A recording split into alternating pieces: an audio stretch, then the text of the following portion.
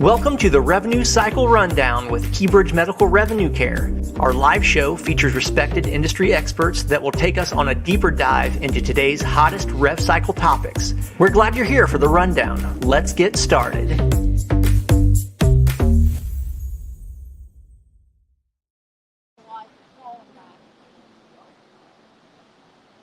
Hey everybody, it's Brian Garver from Keybridge, reporting live. I'm in Nashville, Tennessee at the HFMA Annual Conference. So excited to be here. We're at the Gaylord Resort and Hotel.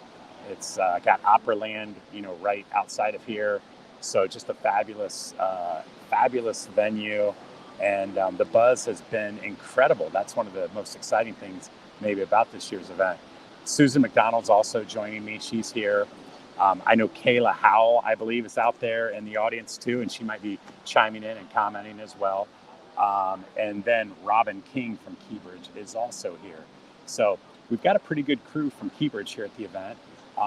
But I think some of the fun, exciting things I wanted to comment on today is just, number one, just the attendance. I've been coming to these now for probably 9 years. And, attendance had really slipped, especially during COVID. And then even after COVID, there's some HFMA events going on, but people were still kind of slow to getting back in the groove and attending. So not this year. There are thousands of people from all over the country attending this year's HFMA annual event. So that in itself has made it really electric. I mean, you walk into the exhibit hall this year and there are hundreds of vendors. It's massive. There's just people everywhere. There's booths everywhere. There are revenue cycle vendors and financial vendors to the healthcare space being represented in there. And you see a lot of networking going on too. That was the other thing I was just excited about, was I'm seeing, just like the days of old, right? I'm seeing a lot of healthcare providers engaging with their partners and potential new partners in the vendor space. I'm seeing providers engaging with each other and talking. I'm seeing vendor partners getting together and chatting again.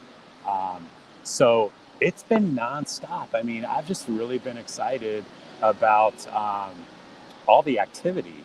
I was mentioning to Susan earlier, and actually a gal that we were chatting with from a hospital in Kentucky, it's like you get stopped. I mean, you try to walk through and you're constantly being stopped by people people from the industry. It could be providers. Everybody's here again this year, so it's been fantastic. What else can I tell you about HFMA Annual this year? I would say some of the things that have been really exciting have been not just the networking, but the sessions. The educational sessions are probably one of the biggest advantages of attending an HFMA annual event. If you've never been, take the time and get to one. Basically, there's a really high-focused, highly energized opening session every morning. And they bring in professional speakers from all over the globe to present at those, and financial experts, healthcare experts, so on and so forth. And then there's breakout sessions throughout the day. And it's not just a couple to choose from. Typically, 6 or 7 times throughout the day, there are breakout educational sessions. And each time slot will have 5 or 6 different concurrent breakout sessions going on. So you can choose your track. You can choose, which sessions you want to get to. And the choices are just limitless, honestly. One of the things I'm noticing is there's a lot of talk about automation in healthcare. I think healthcare has felt the squeeze of COVID in many, many ways, financially, for sure, also from a staffing perspective. And that continues, that just still exists. And so providers are really focused this year at HFMA Annual in learning more about ways to automate within healthcare. And it's interesting because I've asked multiple people to explain where they're looking to automate. And the answer I usually get, they say anywhere. we want to automate anything, anywhere that we can. If we can save 5 minutes in a process, then we need to automate and save 5 minutes in that process, because they're stacking, 5 minutes to come up with an hour. Because again, staffing is just a huge challenge. So I'm seeing a lot about automation. Thanks, Kayla. Kayla mentioned that this is the best HFMA annual I've been to. Really enjoying the energy and engagement. Yeah, I would agree, Kayla. We were chatting about that earlier. I can't say enough about the buzz and the energy. There's just so much activity going on, and people, getting together and networking over lunch or over coffee, or just at a table, or out here in front of the exhibit hall. You can see behind me right now. I'll move out of the way a little bit. Susan and I are actually in this area. It's called the Island Shops, I think is what it's called. But if you've ever been to Gaylord, it's easy to get lost. This place is massive. They even have an app so that you can GPS your way around the resort. And I've been fortunate. I've not had to use that this year, but the last time I was at Gaylord, I got lost trying to find my room. I mean, I could not get back to my room. It's that massive and expansive of a resort. So great location. I gotta just hand it to the folks at HFMA that organized this year's event. This is probably, in my opinion, the best location that I've seen an HFMA annual event at too, because it just has something for everybody. The food and the venues, the places to get together and huddle, the places to get together and network are amazing. There's a massive water park here, so a lot of people I noticed brought their families, and their families are enjoying the water parks or Opryland or downtown Nashville while they're at the actual event. Some other things I'll mention that I thought were really exciting was just downtown Nashville. If you've never been, you gotta go. We were downtown last night with some guests, and it's just exciting to be. I mean, it was a Monday night. Imagine a Monday night in your hometown. In my hometown, that's pretty low key. There's nothing going on. There's a few people down at the Pizza Hut and the Walmart. That's about it. But downtown Nashville was hustling and bustling. It was packed with people, and there's just live music in every building, on every corner, and just the amount of talent is just incredible. What else can I tell you about HFMA Annual this year?